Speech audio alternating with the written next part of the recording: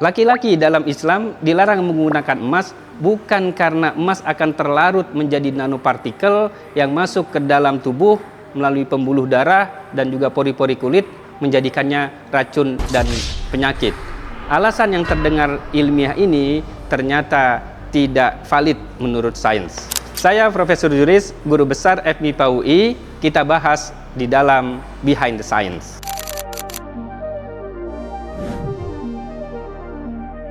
Banyak penceramah mengatakan bahwa laki-laki muslim dilarang menggunakan emas berdasarkan hadis Nabi.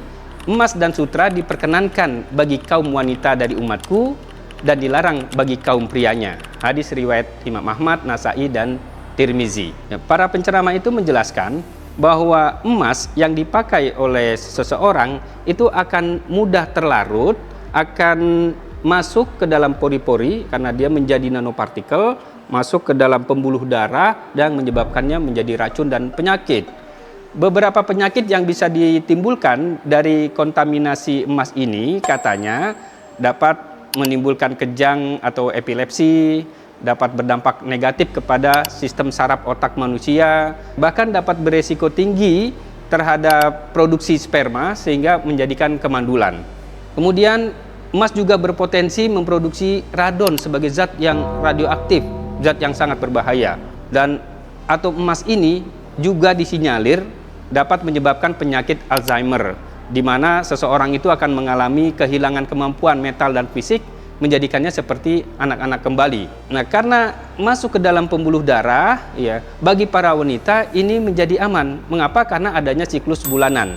Sedangkan bagi laki-laki akan tersimpan di dalam tubuh dan pembuluh darah dan jaring-jaringan tubuh yang lainnya, lever, ginjal, otak, dan sebagainya akan menyebabkan penyakit. Apakah alasan ini benar? Ternyata tidak secara sains. Emas adalah material yang sangat stabil. Dia disebut sebagai logam mulia atau noble metal. Artinya apa? Dia tidak akan mudah larut di dalam asam kuat sekalipun, asam sulfat, asam nitrat, asam klorida. Namun pada kulit kita ini kan cuman keringat.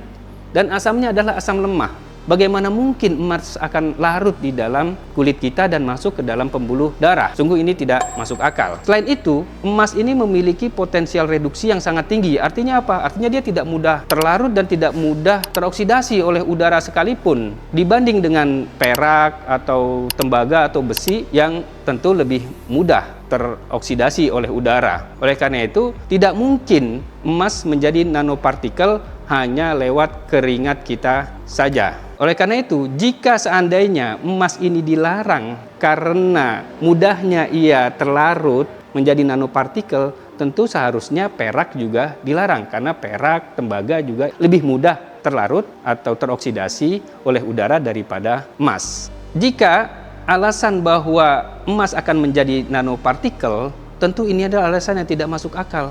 Mengapa? Karena pembentukan nanopartikel emas itu sangatlah sulit melalui dua metode. Yang pertama adalah metode top down, di mana emas dalam bongkahan akan dibuat sekecil mungkin dengan proses ball milling, penggerusan. Ini prosesnya sangat lama sekali. Kemudian yang kedua proses bottom up, yaitu menjadikan emas ini ukuran atomik yang sangat kecil kemudian diperbesar menjadi nanopartikel. Proses kimia ini sangatlah panjang dan sangat susah. Karena apa? Karena ada 3 tahap. Yang pertama adalah proses pelarutan dengan menggunakan aqua regia atau menggunakan natrium cyanida atau garam cyanida. Kemudian yang kedua dilakukan proses kompleksasi dan yang ketiga proses reduksi yang menghasilkan nanopartikel. Dan ini tidak mungkin terjadi di dalam kulit kita. Adapun beberapa penelitian yang mengatakan bahwa nanopartikel itu bisa masuk ke dalam tubuh manusia ada benarnya jika bentuknya adalah nanopartikel. Sementara bahasan kita adalah emas dalam bentuk bongkahan, yaitu dalam bentuk cincinkah, atau kalung, atau gelang, atau apapun yang menempel di tubuh kita itu dalam bentuk bulk yang besar. Kalau bentuknya nanopartikel yang kemudian ditempelkan yang dimasukkan ke dalam krim misalnya, skincare dan sebagainya, mungkin dia bisa masuk ke dalamnya. bahasan kita kali ini adalah emas dalam bentuk bulk, dalam bentuk bongkahan.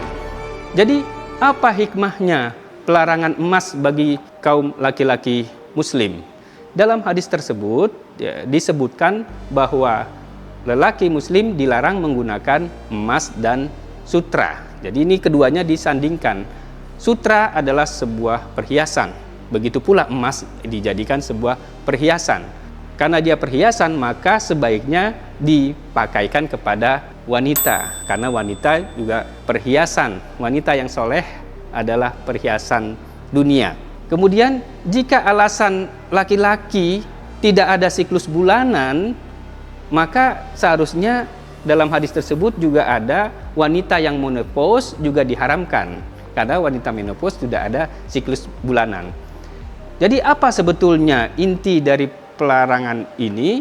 Bahwa lelaki muslim jangan menyerupai wanita, karena emas adalah perhiasan untuk wanita. Ini membuktikan bahwa lelaki muslim memiliki identitas yang jelas sebagai lelaki yang sesungguhnya, menjadi lelaki sejati, lelaki yang seutuhnya. Aku harus jadi lelaki yang seutuhnya. Tangisku buang, dadaku busungkan, luka dan derita ku sembunyikan. Jadi janganlah kita mencocok-cocokkan kaidah agama yang sudah jelas referensinya dengan sains tanpa dasar, tanpa pijakan ilmiah yang valid. Like dan share video ini agar lebih luas manfaatnya ke khalayak ramai. Subscribe channel ini untuk mendapatkan konten menarik lainnya. Saya Prof. Zulis, salam behind the science.